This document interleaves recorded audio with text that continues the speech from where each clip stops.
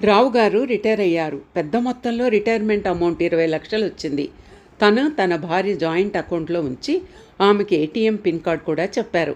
ఒకసారి పని మీద గంటసేపు బయటకు వెళ్ళాక ఫోన్ మర్చిపోయానని గుర్తుకొచ్చింది. వెంటనే ఇంటికి వచ్చారు.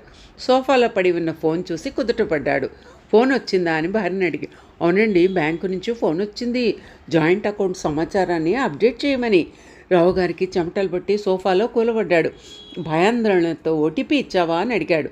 భార్య, అవును, బ్యాంక్ మేనేజర్ స్వయంగా నాకు ఫోన్ చేయగా నేను అతనికి ఇచ్చాను. రావు గారు ఇంకా కుప్పకూలిపోయాడు. తన మొబైల్ ఫోన్లో బ్యాంక్ బ్యాలెన్స్ చెక్ చేశాడు. అందులో 20 లక్షలు అలాగే ఉన్నాయి. ఏ ఓటీపీ ఇచ్చావా అని అడిగాడు. భార్య అమాయకంగా 4042గా వచ్చిందండి. మంది జాయింట్ అకౌంట్ కదా, నా వంతు ఓటీపీ 2021 ఇచ్చాను. రావు గారికి పోయిన ప్రాణం వచ్చినట్లయింది. అద్దండి అర్ధాంగి అంటే అర్థం చేసుకోరు.